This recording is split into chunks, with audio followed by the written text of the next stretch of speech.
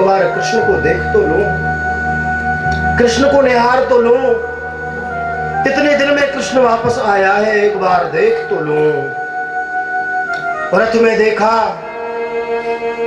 अब उद्धव जी के कांधे पे काली कमरिया देखी, लगा कृष्ण है। माथे पे मुकुट में मोर पंख देखा, लगा कि कृष्ण है। लेकिन जैसे ही मुखमंडल को देखा, पता चला ये कृष्ण नहीं, ये तो कोई और है, कोई और है। स्तब्ध रह गए ब्रजवासी, देखते रह गए उद्धव की ओर। उद्धव ने कहा, भैया जय श्री कृष्ण। ब्रजवासी कुछ बोले नहीं। जोर से उद्धव बोला, भैया जय श्री कृष्ण। ब्रजवासियों का ध्यान भंग हुआ। ब्रजवासी बोले, कहो कहां से आए?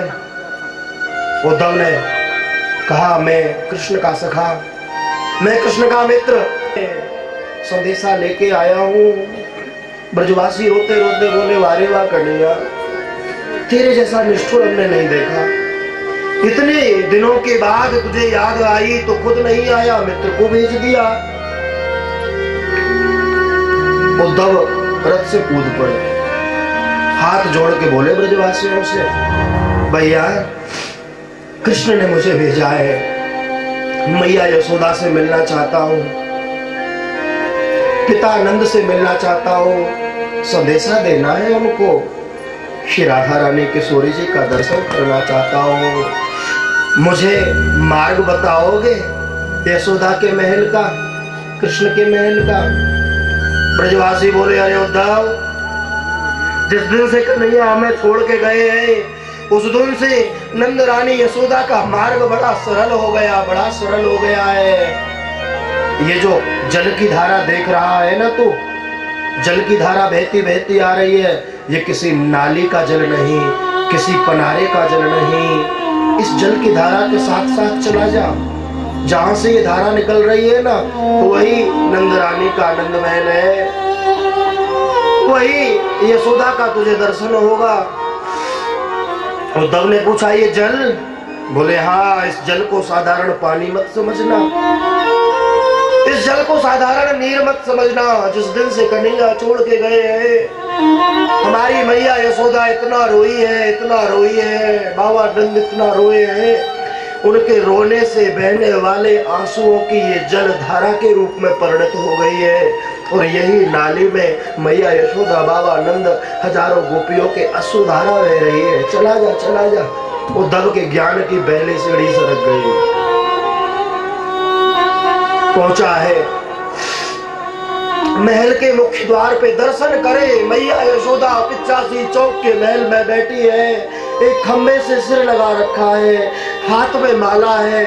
जय श्री कृष्ण, जय श्री कृष्ण, जय श्री कृष्ण, जय श्री कृष्ण नाम का जाप कर रही है।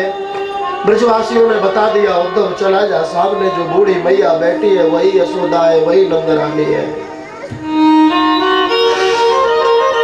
पास में जाकर जरा जोर से बोलना। क्यों? क्योंकि जिस दिन से कन्हैया छोड़ के गए हैं, मैया इतना रोई है, इतना रोई है, श्रवण शक्ति कमजोर हो गई, मैया को सुनाई नहीं देता, आंखों से दिखाई नहीं देता। जोर से बोलो, जोर से। उद्धव जी पहुंचे, मैया के पास में जाके प्रणाम करते, मैया जय श्री कृष्ण। मैया को कोई आभास नहीं हुआ। ब्रजवासियों ने इशारा किया, उद्धव जोर से।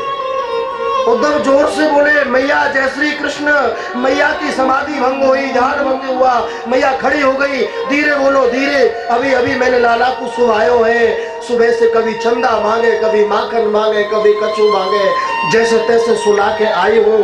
धीरे बोलो, नहीं तो मेरो लाला जग जाए। वो उद्धव जी के ज्ञान की दूसरी सीढ़ी सरक गई। सोचने लगे उद्धव जी, जैसे कृष्ण को मैं मथुरा में छोड़ के आया हूँ, ये मैया कहती है कि मैंने उसे अभी सुलाया है, अभी सुलाया है। उद्धव कहते, ना मैया, तेरा कृष्ण तो मथुरा में है। यशोदा कहती है, झूठ बोले तो झूठ बोले, तो को भरोसा नहीं, चल मैं तो को दिखाऊं। हाथ पकड़ के मैया खींच के ले गई है आंगन में, जिस आंगन में कभी सुंदर चंदन की लकड़ी का पालना होता था, उसमें कन्हैया झूलते थे, गोपियां रेशम की डोरी को पकड़ के झूला झुलाते थे। आज मैया उस पालने के पास में ले गई। उद्धव को कहती है, देख मेरो कन्हैया। और पालने में जब कन्हैया को नहीं पाया, मैया मूर्छित होकर गिर पड़ी है, गिर पड़ी। बाबा नंद पास में आ गए। नंद बाबा कहते हैं, अरे उद्धव, जिस दिन से कृष्ण हमें छोड़ के गए हैं, ये यशोदा की यही स्थिति है, सोती नहीं है। यशोदा सोती नहीं है, नींद नहीं आती इसे, मूर्छित हो जाती है। जितनी देर मूर्छा में रहती है बस उतनी देर मूर्छित रहती है। उठते ही कृष्ण कृष्ण चिल्लाती है और बस कृष्ण की याद में जय श्री कृष्ण की माला फेरती है। पिता नंद से बहुत चर्चा हुई अक्रूर जी की बैठकर। मैया को जब मूर्छा टूटी, मैया को जब होश आया ना, तो मैया कहती है, उद्धव, मैं कितनी भोरी हूँ, कितनी बावरी हूँ। अरे कृष्ण को गए भय तो बहुत समय है गयो, लेकिन मुझको तो ऐसा लगे कि कृष्ण आज भी मेरे संग है, आज भी मेरे अंग संग है कृष्ण। उद्धव कहते हैं, ना मैया, तू इतना प्यार करे, इतना प्रेम करे कन्हैया से, मुझको तो मालूम ही नहीं, मुझको आज पता चली है। और जब तक कृष्ण को लाके तेरे चरण में नहीं पटक दूंगा तो मैं अपने आप को सफल नहीं मानूंगा मैया।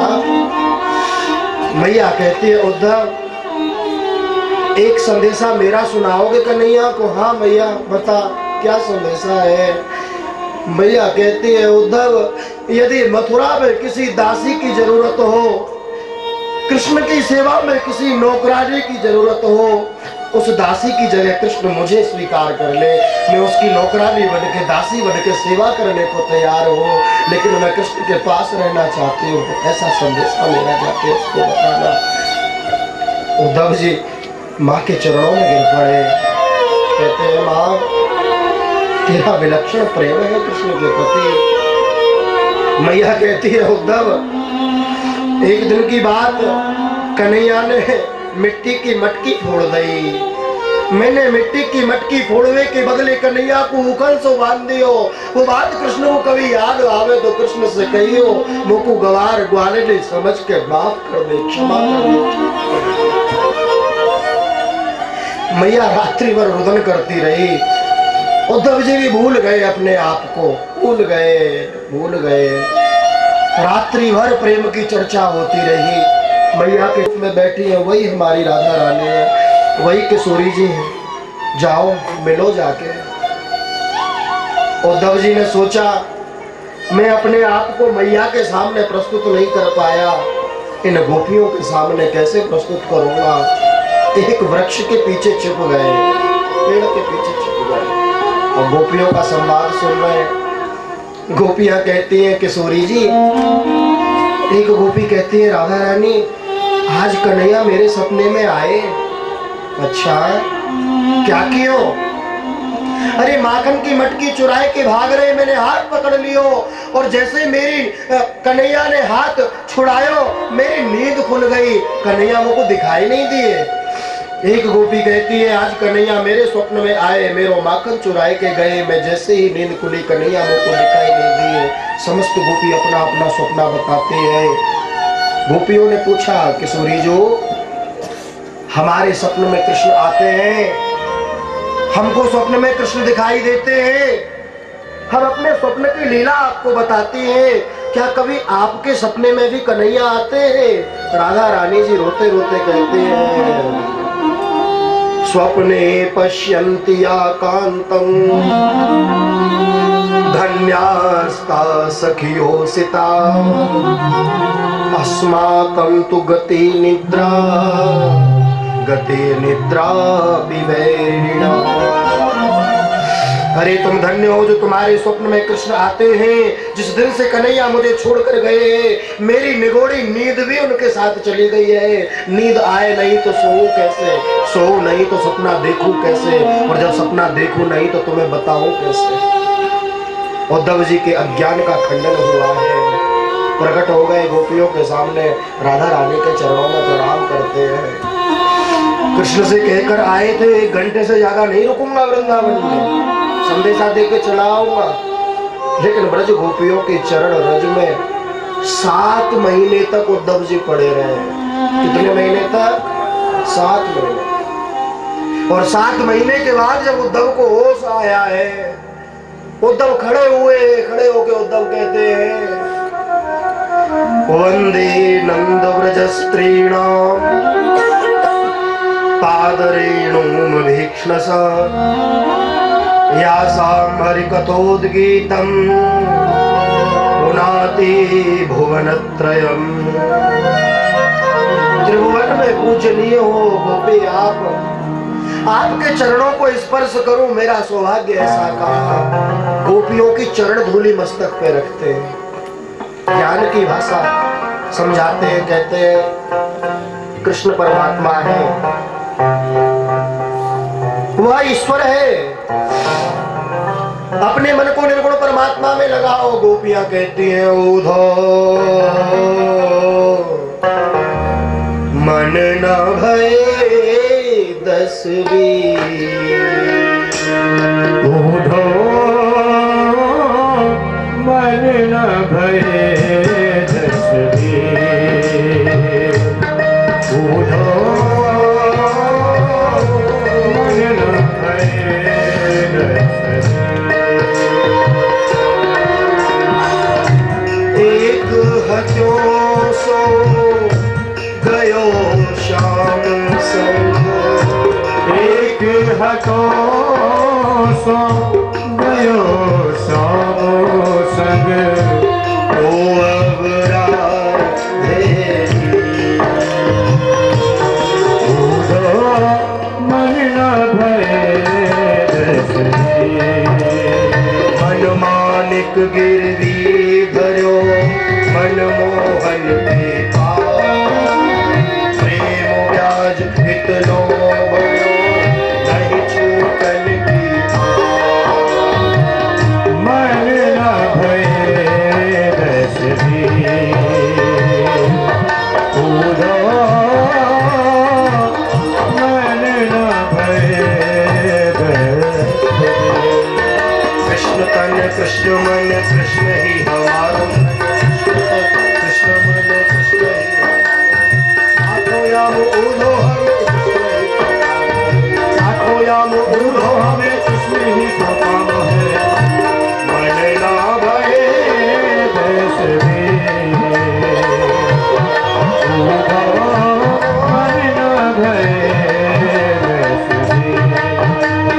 सूधो सूधो है चलो सुन गोपिन की वो, सूधो सूधो है चले सुन गोपिन के बैर। ज्ञान बजाई डुमडुमी प्रेम बजायो, ज्ञान बजाए डुमडुमी प्रेम बजायो ढोलो। मन न भये 10 बीस, उधो मन न भये 10 बीस। उद्धव जी ज्ञान का उपदेश देने आए थे गोपियों को, लेकिन प्रेम सोते यहाँ से के होते हैं सोने, पास की इतनी सस्ती नहीं है, आस की इतनी सस्ती नहीं है।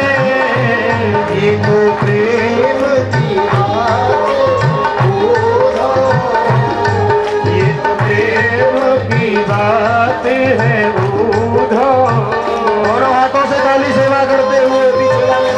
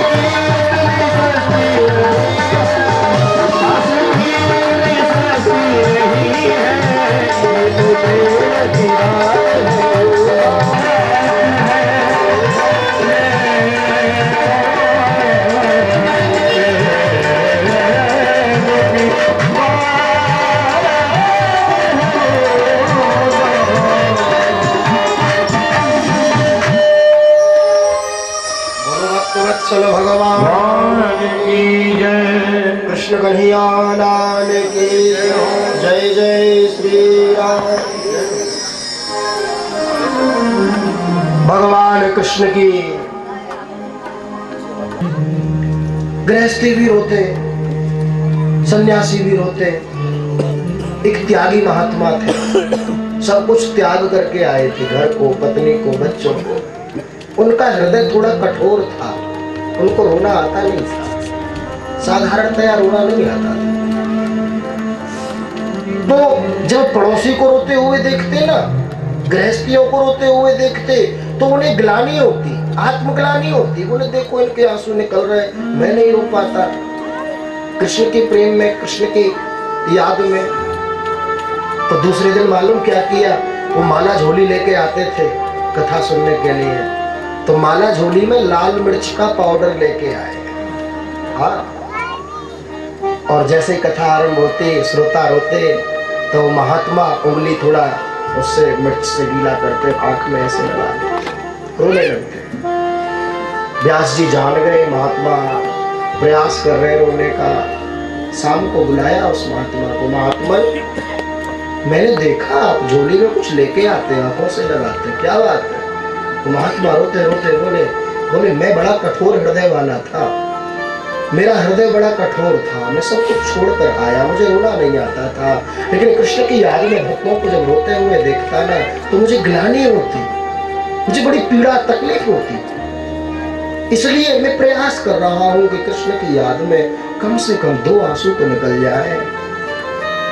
संसार के लिए हम बहुत रोते हैं प्यारे, पत्नी के लिए बहुत रोते हैं, बच्चों के लिए बहुत रोते हैं, घर परिवार के लिए बहुत रोते हैं। कृष्ण की याद में, कृष्ण की कथा में जिसके 2 आंसू निकल जाए, समझ लेना भगवान की भक्ति हमारे हृदय में आ चुकी है। और यदि अभी आंसू नहीं आते, रोना नहीं आता, तो समझना अभी भगवान की भक्ति से हम अछूते हैं, अछूते हैं। ऐसा नहीं मानना हम फेल हो गए। प्रयास करो, प्रयास करो, अपनी भक्ति को बढ़ाओ, भाव को बढ़ाओ, और भाव सागर को जब बढ़ाओगे, एक दिन ऐसा आएगा, एक दिन ऐसा आएगा कि पत्थर दिल भी पिघल जाएगा। ऐसी भगवान की प्रेम लक्षणा। भक्त वत्सल भगवान की जय। बड़ी सुंदर उद्धव गोपी प्रसंग की कथा यहाँ श्रवण कराई। श्रीमद् भागवत के 10वें स्कंद के पूर्वार्ध में ही जब भगवान कृष्ण के पास उद्धव पहुंचे ना, तो कन्हैया मुस्कुरा रहे थे, हंसते हुए बोले ज्ञानी जी महाराज आ गए, आप दे आए ज्ञान गोपियों को। उद्धव जी बोले कन्हैया निष्ठुर तो होते कि तेरे जैसा निष्ठुर नहीं देखा। इतना प्रेम तुझसे वो करती है गोपियां, इतना स्नेह करती है, उनको छोड़ के तू यहाँ बैठा है। कन्हैया कहते हैं उद्धव जरा नेत्र बंद करो। और जैसे ही उद्धव ने नेत्र बंद किए ना, तो जितनी गोपियां थी समस्त गोपियां कृष्ण के कक्ष में उद्धव जी को दिखाई देती हैं। बोलो भक्त वत्सल भगवान की। कृष्ण कहना चाहते हैं उद्धव, ये जो गोपियां हैं परम भक्ता है, इनसे मेरा कभी वियोग नहीं रहता, मैं हमेशा इनके योग में रहता हूँ। ये तो तुम्हारे ज्ञान के ऊपर भक्ति का, प्रेम का पुट लगाना था, इसलिए यह लीला मैंने की। कोरा ज्ञानी बिना प्रेम के शून्य है। प्रेम से बोलो जय श्री कृष्ण, जय श्री राधे, राधे राधे, जय श्री राधे। आइए कथा प्रसंग को आगे बढ़ाते हैं। श्रीमद् भागवत के 10वें स्कंद के पूर्वार्ध में 49 अध्याय।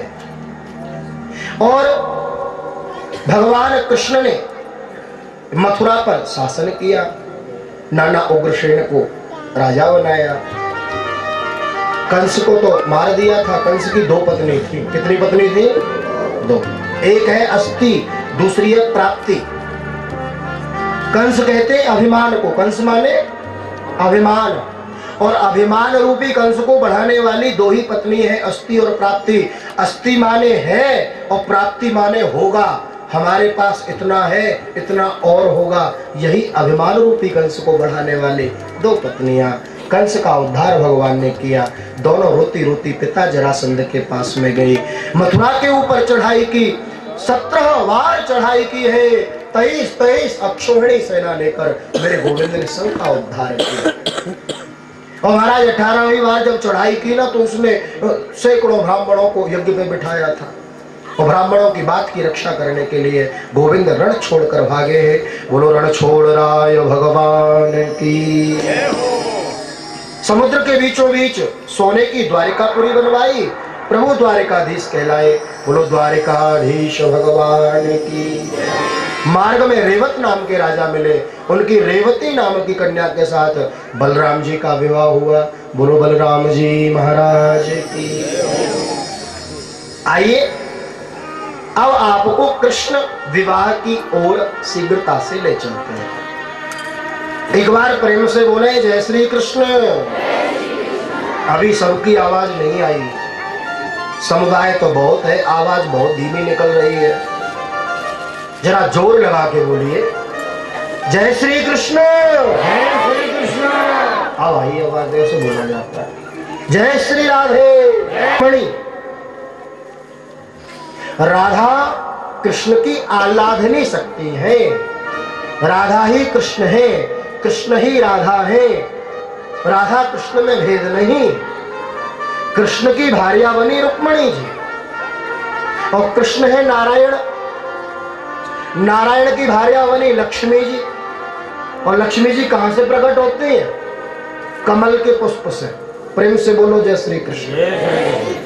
और वही नारायण जब राम बन के आए, तो वही लक्ष्मी जी सीता बन के आई। और सीता कहां से प्रकट होती है?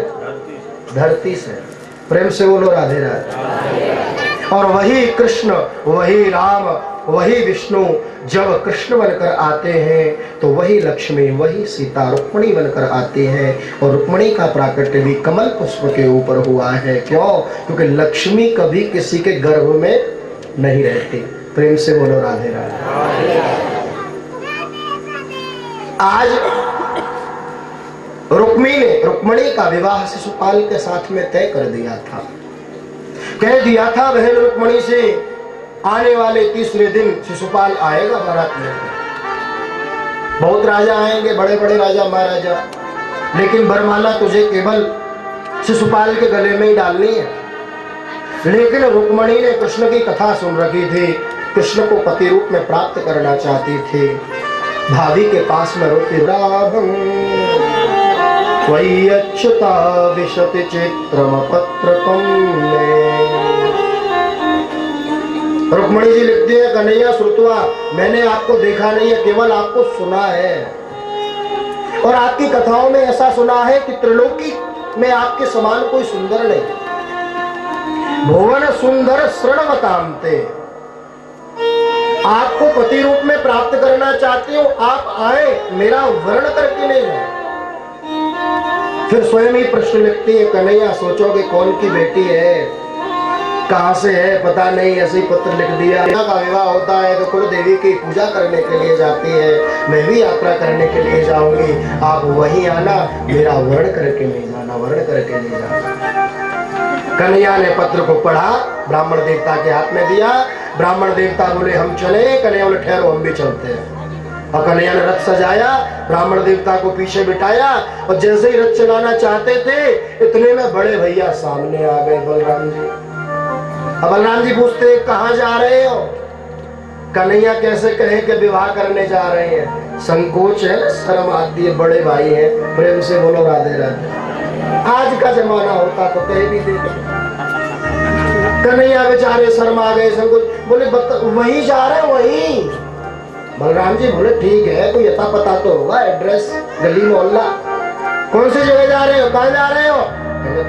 वही बात करते, बताए ना वहीं जा रहे हैं। अरे किसी मंत्री को पता नहीं, महामंत्री को पता नहीं, सेनापति को पता नहीं, बताओ कहाँ जा रहे हो? कन्हैया बोले बार बार पूछते हो, कह दिया ना वहीं जा रहे हैं। पंडित जी बोले हम बताए, बोले बताओ, बोले विवाह करने जा रहे हैं। बलराम जी बोले ओहो हम तो सोचते हमारो लाला छोटो है, लेकिन छोटो ना अब तो बड़ो है गयो, भैया विवाह जरूर होना चाहिए, चलो चलो आगे आगे तुम चलो, पीछे पीछे हम आते। महाराज बड़ी सुंदर सुरक्षा की है रुक्मणी की। 1000 दासियों ने रुक्मणी को घेर रखा है, 10,000 सैनिकों ने उन दासियों को घेर रखा है।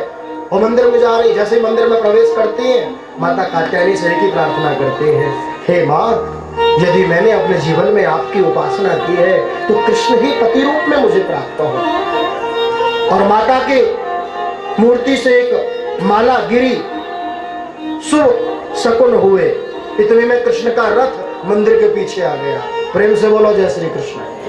और कन्हैया रथ से उतरे, सैनिकों को किनारा करके बोले हटो हटो जाने दो। अब लोग पूछने लगे तुम कौन, कहां से आए? और जैसे ही कन्हैया हंसे तो सैनिक हंसे। प्रेम से बोलो राधे राधे। अभी तक पूछ रहे थे कौन कहां से आए, और कन्हैया मुस्कुरा के तिरछी चितवन से जैसे ही सैनिकों को निहारा, बस मोहित हो गए। कितना सुंदर मोर मुकुट है? कितने सुंदर मोर पंख में रंग भरे हुए हैं, कितनी सुंदर वेणु है। ये बंसी दिखती इतनी सुंदर। समाचार पता चला कि कृष्ण लेके भाग गया अपना सा मुंह लेके, जो डोली लाया था ना, पालकी लाया था बहू को विदा करने के लिए, उसी में बैठ के पर्दा लगा के अपना सा मुंह लेके अपने घर को प्रस्थान कर गया। बोलो भक्तवत्सल भगवान की। महाराज कुंदनपुर के राजा भीष्मक पुनः द्वारिका गए हैं, पीली चिट्ठी भिजवाई है और द्वारिका से कृष्ण की बारात जा रही है कुंदनपुर की ओर। कौन कौन चलेगा बारात में? सब चलोगे? तो देखो आपका 5 मिनट का समय लेंगे, फिर बारात में ले चलेंगे, ठीक है ना? यह कथा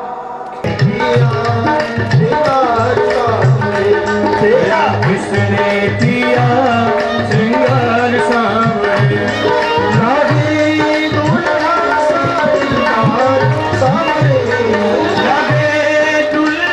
सा दिलदार सांवरे, किसने किया श्रृंगार सांवरे, किसने किया श्रृंगार सांवरे। दोनों हाथों से ताली सेवा करते हुए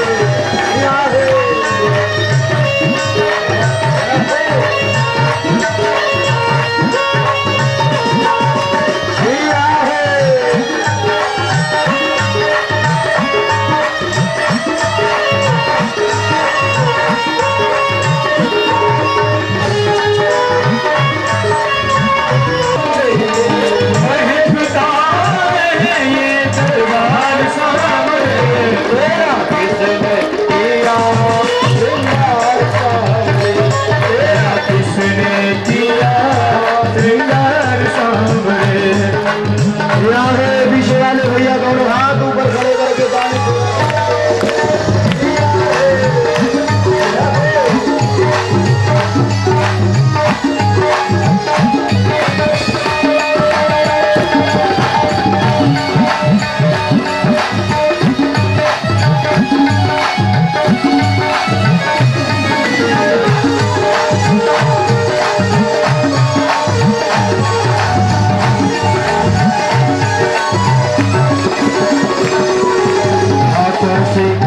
चुन चुन कर सुंदर हार बनाया, हाथों से कलिया चुन चुन कर सुंदर हार बनाया।